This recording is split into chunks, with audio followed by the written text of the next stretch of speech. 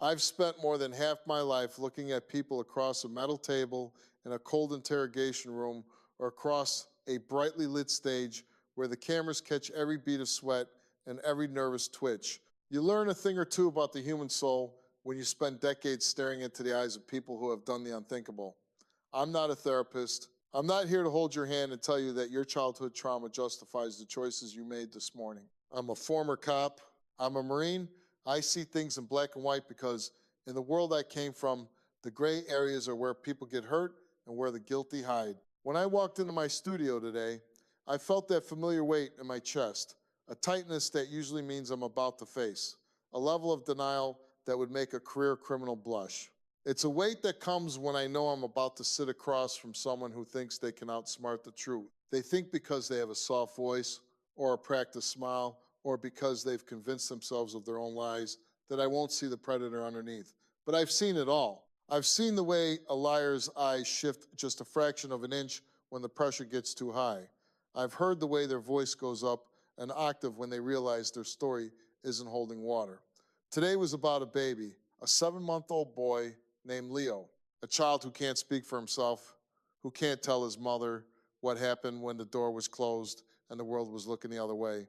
When it comes to kids, I have zero patience. If you hurt a child, you don't deserve my respect, you don't deserve a platform, and you damn sure don't deserve to walk away without feeling the full, crushing weight of what you've done. I remember sitting in my dressing room before the show started, looking at the photos in the case file. They were hard to look at. On the screen of my laptop were images of a beautiful, innocent baby boy with deep purple bruising along his rib cage and a mark on his cheek that looked suspiciously like a handprint. The medical report said these weren't the results of a simple tumble or a clumsy moment in a playpen. These were non-accidental injuries. That's a polite clinical way of saying someone laid their hands on a defenseless infant in anger. The mother, Maria, was a young woman trying to make ends meet, working double shifts at a diner to provide for her son. She had trusted her best friend from high school, a woman named Sarah, to watch Leo. That's the part that really gets to me. It's one thing to hire a stranger and have them betray you, but it's a whole different level of depravity to look your best friend in the eye, take her child into your arms, and then break that child's body when she's not looking. Maria was backstage, and I could see her on the monitor. She was vibrating with a mix of grief and fury. She looked like she hadn't slept in weeks. And then there was Sarah. Sarah was already on the stage when I walked out. She didn't look like a monster. She was wearing a floral cardigan and had her hair pulled back in a neat ponytail. She looked like the girl next door. She looked like someone you trust with your life. But I've walked into enough crime scenes to know that monsters don't always have horns and sharp teeth. Sometimes they look just like Sarah. When the music hit and I walked out there, the energy in the room was electric. The audience knew what was at stake. I didn't waste any time. I didn't offer a handshake. I didn't offer a smile. I sat down in my chair, leaned forward, and looked Sarah right in the eye. I wanted her to feel the pressure from the very first second. I asked her point blank, "Did you hurt this baby?" She didn't even flinch. She looked back at me with these wide, watery eyes and said, "Steve, I love Leo like he's my own. I would never, ever hurt him." That's usually the first line of defense, the "I love them" defense.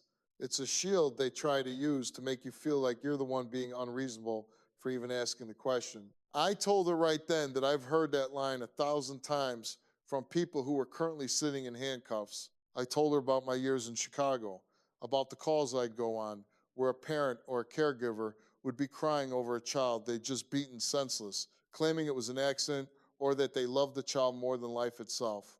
I told her I don't care about her feelings, I care about the facts. I brought Maria out, and the tension shifted from cold to boiling. Maria couldn't even look at Sarah at first. She just sobbed, describing the moment she picked Leo up, and he let out a scream of pain that she'd never heard before. She described taking his onesie off and seeing the marks on his ribs. Sarah sat there, shaking her head, whispering, "No, no, that's not how it happened." She started talking about how Leo had fallen off the sofa. She said she turned her back for just a second to make a bottle, and he must have rolled off. I stopped her right there. I've seen kids fall off sofas. They get a bump on the head. Maybe they get a little scrape. They don't end up with bilateral rib fractures and a bruise on their face that matches the size of an adult hand. I told her the doctor said the force required to cause those injuries was equivalent to a fall from a second-story window or a high-speed car accident. I asked her if her sofa was 15 feet tall. She didn't have an answer for that. She just started crying, the kind of performative crying that's meant to garner sympathy rather than express remorse. I watched her carefully. Her body language was screaming guilty. She was folding her arms tight across her chest, guarding herself. She was looking down at the floor, avoiding Maria's gaze. Every time I pressed her on the timeline, her story changed just a little bit. First, he fell off the sofa. Then, maybe he got caught in the slats of the crib. Then, she suggested that maybe Maria's boyfriend had done it before she dropped the baby off. That's the lowest move in the book, blaming the victim's family to shift the heat. I've seen it a million times. It's the anyone but me strategy. I told her, Sarah, you're sitting here in my house, lying to my face, and trying to pin this on a mother who is already dying inside. Do you have any idea how disgusting that is? The audience was starting to growl. They could see it too. They could see the cracks in the armor. I kept the pressure on. I wanted to know about the 911 call, or rather, the lack of one. If a baby falls and is screaming in pain, your first instinct, if you're a human being with a soul, is to call for help. Sarah didn't call 911. She didn't call Maria. She waited 3 hours until Maria came to pick him up. She claimed she didn't realize he was hurt that badly. She said he calmed down after a while and went to sleep. I told her that he didn't go to sleep. He likely went into shock or was lethargic from the trauma. I asked her what she was doing during those 3 hours. Was she watching TV? Was she on her phone? Was she cleaning up the evidence of what she'd done? She just kept repeating that she didn't know. I didn't know, Steve. I didn't know. That's the refrain of the guilty. Ignorance is their only sanctuary. But in my world, ignorance is no excuse for a broken baby. I leaned in closer, so close she could probably see the reflection of her own fear in my eyes. I told her that I've spent my life protecting people who couldn't protect themselves. I told her that when I was a cop, I would have walked her out in cuffs without a second thought. I told her that she was lucky we were on a TV stage and not in a precinct, but that the truth was coming for her either way. I could see the sweat on her upper lip now. The floral cardigan didn't look so innocent anymore. She was trapped. She was trapped by the medical evidence, trapped by her own shifting stories, and trapped by the fact that I wasn't going to let her off the hook. I've dealt with thousands of liars, from petty thieves to murderers, and they all have a breaking point. They all have a moment where the weight of the lie becomes too heavy to carry. I was determined to find that point. I wasn't going to let this mother go home without the truth, and I wasn't going to let that baby's injuries go unanswered. I told the audience to stay quiet. I wanted the silence to be the only thing she could hear. I wanted her to sit in the discomfort of her own lies. I told her, Sarah, look at your friend. Look at Maria. Look at what you've done to her. You didn't just hurt her son. You destroyed her world. And you're sitting here playing games with me? She finally looked up, her eyes darting toward the exit. She wanted to run. I've seen that look before, too. It's the look of a cornered animal. But there was nowhere for her to go. We had the polygraph results backstage. We had the full medical breakdown from the pediatric specialist. We had everything we needed to strip away the mask. I just wanted to see if she had the guts, to be honest, for once in her life before I laid it all out. The air in that studio was thick enough to choke on. I've been in rooms with the worst of the worst, gangbangers, serial predators, people who had completely checked out of their own humanity, and the vibe is always the same when the lie starts to rot. It's a sour smell, an invisible weight that settles on everyone's shoulders. I looked at Sarah, and I didn't see a friend or a caregiver. I saw a wall, a brick wall painted with a smile that was starting to crack. She was sitting there, fiddling with the hem of that floral cardigan, her knuckles white, her eyes darting toward the wings of the stage like she was looking for a trapdoor. I leaned back for a second, just letting the silence do its work. Silence is a weapon. Most people are terrified of it. They feel the need to fill it with words, and when you're lying, those extra words are usually what trip you up. I watched her swallow hard, her throat moving in a jerky, nervous rhythm. I thought about Leo. I thought about those tiny rib fractures. You have to understand something about the anatomy of an infant. Their bones are soft, they're pliable, they're designed to be resilient. To break a baby's ribs, you don't just bump into them. You don't just have a clumsy moment. You have to squeeze, you have to apply significant, intentional pressure, you have to lose your mind and take it out on 7 pounds of innocence. I looked over at Maria. She was hunched over, her face buried in her hands, her shoulders shaking. The betrayal she was feeling wasn't just about the physical pain inflicted on her son. It was the psychological murder of a friendship she thought was her lifeline. She told me earlier that Sarah was the person she called when she couldn't pay her electric bill, the person who held her hand when she was in labor. That's the ultimate sin in my book. You take that level of trust and you use it as a cloak to hide your darkness. I turned back to Sarah and I didn't raise my voice. I kept it low, kept it dangerous. I asked her, "How long did he cry, Sarah? When you accidentally let him fall, or when you clumsily handled him, how long did that baby scream before you decided to do nothing?" She started to stammer. He didn't cry that long, Steve. He just whimpered. I thought he was just tired. I put him down for a nap. I swear I thought he was fine. I stood up then. I couldn't sit still hearing that garbage. I walked over to the edge of the stage right in front of her. I wanted her to feel my shadow. I told her, a baby with broken ribs doesn't just whimper and go to sleep. A baby with those kinds of injuries is in agony. He was screaming for his mother, and his mother wasn't there because she was out working to provide a life for him, trusting you to be her eyes and ears.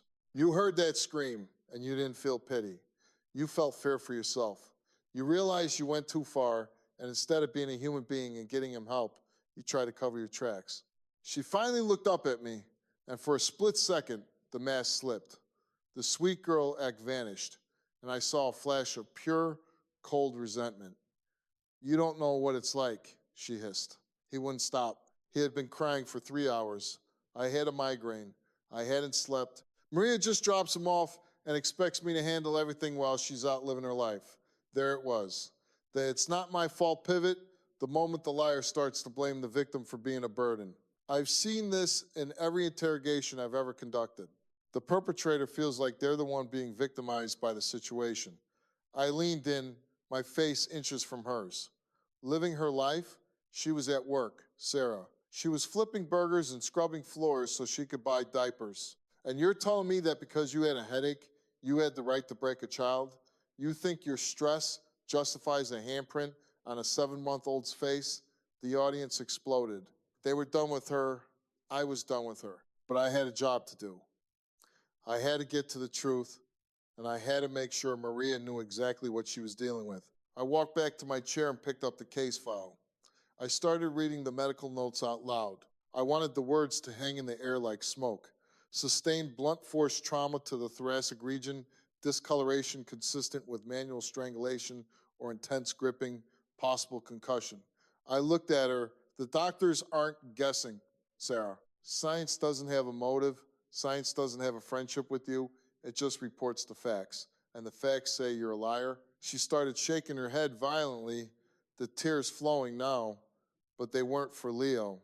They were for her. She was watching her life crumble in real time on national television, and she was still trying to find a way to spin it. She started talking about how the house was dangerous, how there were toys on the floor she tripped over. She was grasping at straws, trying to create a narrative where she was just a victim of a messy apartment. I stopped her.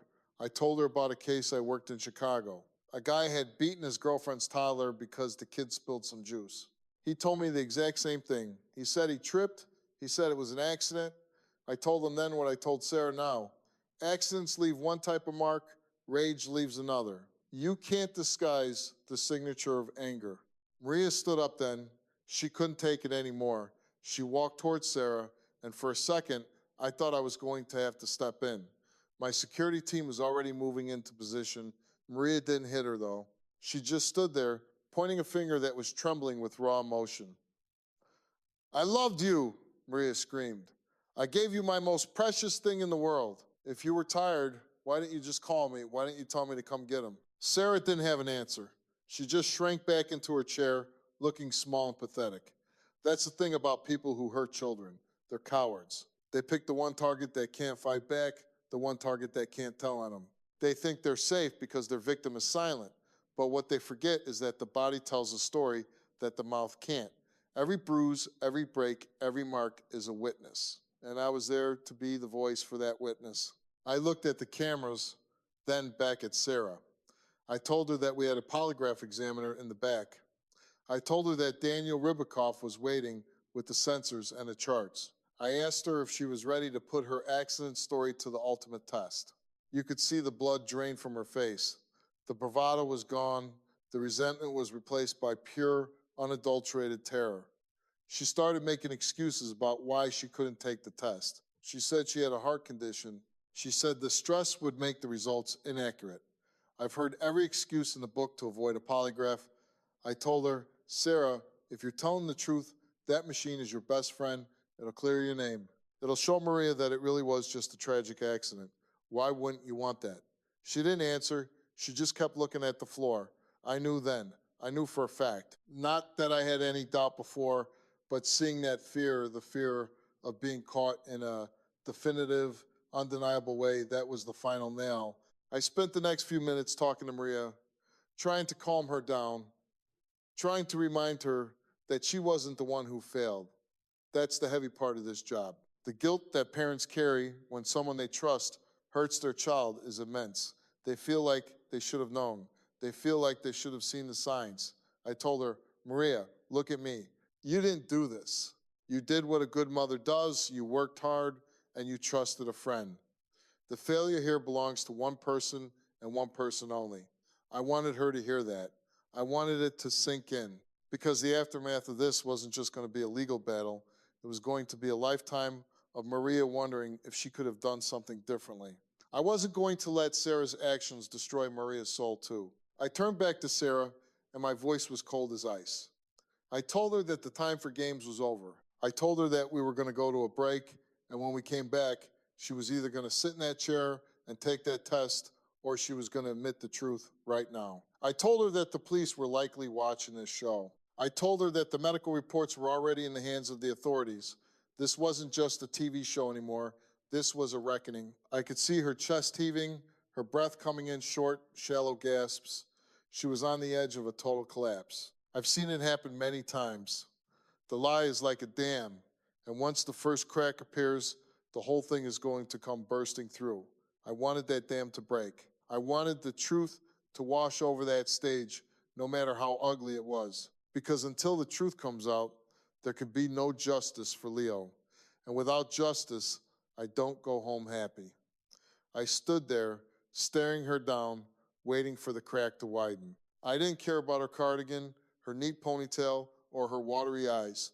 I cared about the baby boy who was lying in a hospital bed while she was sitting under my lights trying to save her own skin. We came back from the break, and the air in the studio had turned from cold to absolutely freezing. I've seen this 1,000 times. The lights feel a little brighter, the silence feels a little heavier, and the person in the hot seat starts to realize that the walls are finally closing in. I looked at the envelope sitting on a small table next to me. It's just a piece of paper, but in this room, it's a hammer. It's the final word. I didn't pick it up right away. I wanted to let it sit there.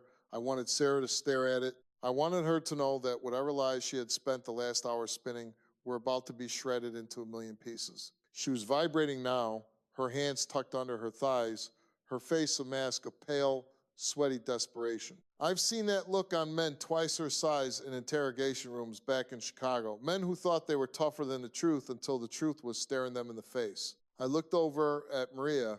She was sitting on the edge of her seat, her eyes fixed on that envelope. This was the moment she had been waiting for, the moment that would either confirm her worst fears or give her some kind of twisted peace. I reached down and picked it up. I felt the weight of it. I looked at Sarah and I didn't see a person anymore. I saw a problem that needed to be solved. I asked her one last time, Sarah, before I open this, is there anything you want to tell me? Is there anything you want to say to your best friend? Because once I read these results, there is no going back. The accident story dies here. She just shook her head, a small, jerky movement. I told the truth, Steve. I told the truth. Her voice was a thin, reedy whisper. It was the sound of someone who had run out of breath and run out of options. I pulled the paper out. I didn't look at it immediately. I looked at Sarah. I told her about the polygraph. I told her that Daniel Ribicoff is the best in the business for a reason. He doesn't have an agenda. He doesn't care about the show. He only cares about the physiological responses of the human body to the act of deception.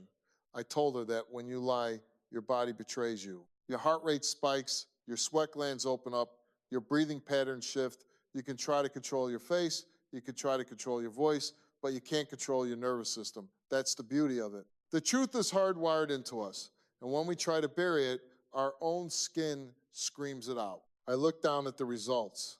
I didn't have to read them twice. I asked you if you intentionally struck Leo in the face. I said, my voice echoing in the silent studio. You said no. The examiner determined that was a lie. Maria let out a sound, a sharp, jagged gasp that cut through the room like a knife. Sarah didn't move. She looked like she had turned to stone. I didn't stop. I couldn't stop. I asked you if you caused the injuries to Leo's ribs by squeezing or striking him. You said no. The examiner determined that was also a lie. The audience started to roar, a wave of pure, justified anger. I held up my hand to quiet them. I wasn't done. I asked you if you were being 100% truthful about how Leo was injured. You said yes. Sarah, you failed on every single relevant question. You didn't just fail, you were deceptive across the board. The moment the word deceptive hit the air, Sarah collapsed into herself. She didn't scream, she didn't fight. She just started to sob, a deep, guttural sound that didn't have any of the performative quality from earlier. It was the sound of a dam finally breaking. Maria was on her feet, screaming, her voice raw with a pain I wouldn't wish on my worst enemy. Why? Why did you do it? Maria was lunging toward her, and my security team had to step in, gently but firmly, to keep them apart. I stood up and walked over to Sarah. I didn't care about her tears. I didn't care about her breakdown. I leaned over her, my shadow falling across her like a shroud. Look at me, I commanded. My voice wasn't loud, but it had the authority of 30 years of law enforcement behind it. She didn't look up. I grabbed the back of my chair and pulled it closer to her. Look at me. You sat here and you blamed this mother. You sat here and you blamed her boyfriend. You lied about a 7-month-old baby who can't even crawl away from you. Why did you do it? Was it the crying? Was it the headache? Tell me the truth for once in your life. She finally looked up, her face distorted, her makeup running in dark streaks down her cheeks. He wouldn't stop, she screamed. He just wouldn't stop crying. I just wanted him to be quiet. I didn't mean to hurt him that bad. I just wanted him to stop. There it was, the truth that isn't really the truth. It was a confession wrapped in an excuse. I've heard it a million times. I didn't mean to hurt him that bad.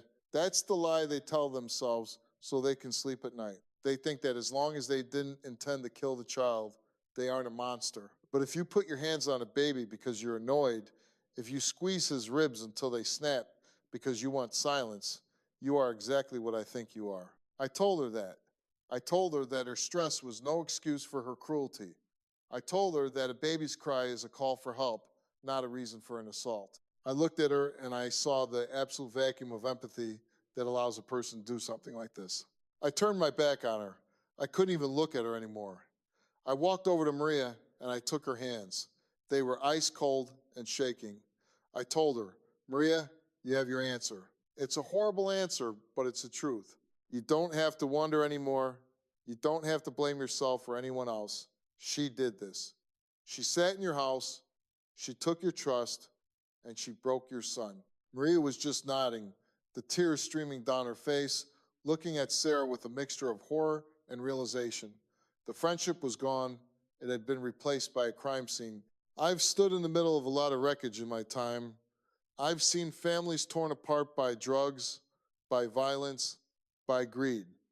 But there is nothing quite like the wreckage of a betrayed trust involving a child. It leaves a different kind of scar. I look back at Sarah, who was now being escorted off the stage by security because the audience was becoming too volatile. I didn't stop them. I didn't tell the audience to calm down, let them be angry. That anger is a sign that there's still some sense of morality in the world. If we can't get angry about a baby being beaten by his caregiver, then we've lost everything. As she walked away, I felt that familiar sense of disgust. People ask me how I do this show year after year, how I can stand to look at these people day in and day out. This is how. Because for every Sarah who walks across my stage, there is a Maria who needs to know she's not crazy. There is a Leo who needs someone to stand up and say that what happened to him was wrong, that it was a crime, and that the person responsible doesn't get to hide behind a floral cardigan and a sweet smile. My job isn't to be a judge or a jury, but it is to be a witness. It is to force the truth into the light where it can't be ignored.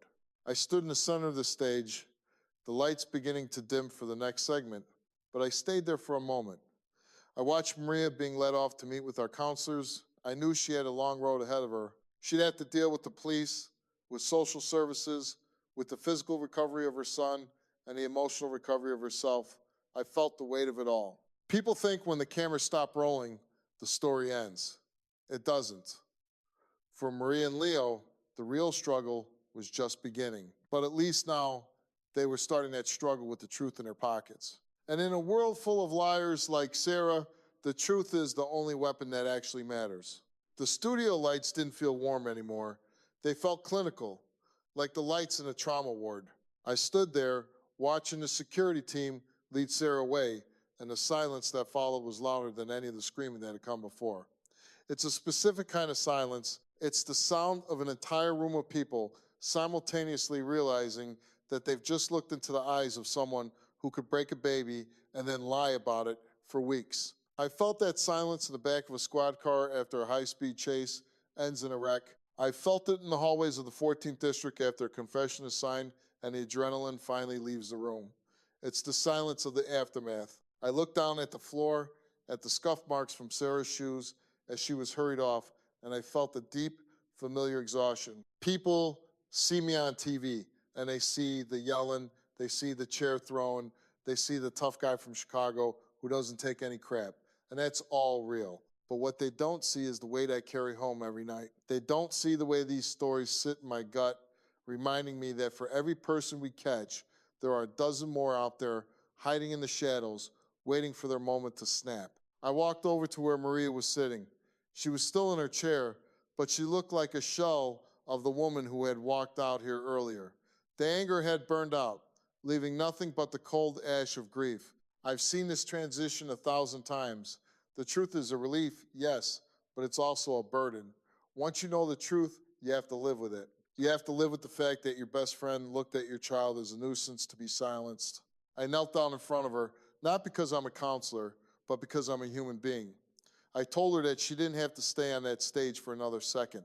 I told her that we had a team ready to help her with whatever she needed, legal advice, medical referrals, for Leo, a safe place to just sit and breathe. She looked at me, her eyes red and swollen, and she asked me a question that I never have a good answer for. She asked, "How could she do it, Steve? How could she look at him and do that?" I looked her straight in the eyes and I told her the truth. I don't know. I've spent 30 years looking for the answer to that question, and I'm no closer today than I was when I was a rookie on the streets. Some people just have a darkness in them, a lack of something fundamental that allows them to prioritize their own comfort over the life of a child. It's not a sickness, it's a choice. And Sarah made her choice.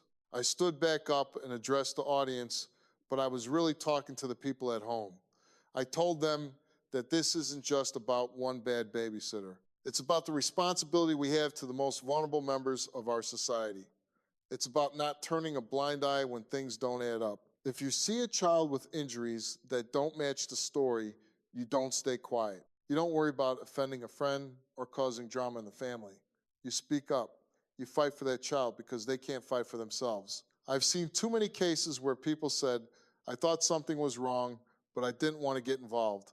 Well, getting involved is what saves lives. Not getting involved is how babies end up in the ICU with broken ribs. My voice was steady, but I could feel the heat rising in my chest. This is why I do this. This is why I didn't just retire after the police force. Because there is a never-ending supply of people who think they can get away with the unthinkable, and they need to know that there is someone who will call them out on it. I watched Maria walk off the stage, supported by two of my producers. She looked so small, so fragile. I knew that tomorrow she'd have to go back to that apartment. She'd have to look at the sofa where Sarah claimed Leo fell. She'd have to look at the crib. Every corner of her home was now tainted by the memory of what had happened there. That's the real tragedy of these cases. The crime doesn't just end when the police arrive, it lingers in the walls of the home. It changes the way a mother looks at her child's nursery. It changes the way she trusts people for the rest of her life. I thought about Leo, likely still healing, his tiny body trying to mend the damage done by a woman who was supposed to protect him. I hoped he'd be okay. I hoped that because he was so young, he wouldn't remember the pain, only the love his mother was fighting so hard to give him now. But the physical scars might fade while the psychological ones stay hidden, waiting to surface years later. I turned back to the center of the stage, the camera lens staring at me like an unblinking eye. I felt the urge to say something more, to wrap it all up in a neat little bow, but I knew that would be a lie. There are no neat bows in this line of work. There is only the messy, ugly reality of human nature. Sarah would likely face charges. The evidence we gathered, the confession she finally sputtered out, the polygraph results, they'd all be handed over to the authorities. I'd make sure of that. My team was already packing up the files to send to the local precinct. This wasn't just entertainment, it was a criminal referral. I've had people tell me I'm too hard on my guests. I've had people say I'm judgmental. To those people, I say, come sit in my chair. Come look at the photos of a 7-month-old's broken ribs and then tell me I should be nicer to the person who caused them. I don't have time for nice, I have time for the truth. As I walked off the stage toward my dressing room, the crew was already resetting for the next segment. The cycle continues. There's always another story, another liar, another victim. I went into my room, shut the door, and just sat there in the dark for a minute. I needed to shake off the energy of that confrontation. I could still see Sarah's face when she realized she was caught. I could still hear Maria's scream. It stays with you. You try to leave it at the studio, but it follows you home. It makes you hug your own kids a little tighter. It makes you look at the world with a little more suspicion, but it also reminds you why you stand your ground. I'm a guy who believes in consequences. I believe that if you do the wrong thing, you should have to answer for it. No excuses, no it was a mistake, no hiding. Just the truth and the price you have to pay for it. The world is a tough place, and it's even tougher for a baby with no voice. Today, I was that voice, and tomorrow, I'll do it again. Because as long as there are people like Sarah who think they can hurt the innocent and lie their way out of it, I'll be here to stop them. I'll be here to peel back the layers of deception until there's nowhere left to hide. That's my job, that's my life, and I wouldn't have it any other way. If you or someone you know suspects that a child is being mistreated, don't wait for a sign. Be the sign. Call the authorities, reach out for help, and never, ever stay silent. The truth is the only thing that can protect them.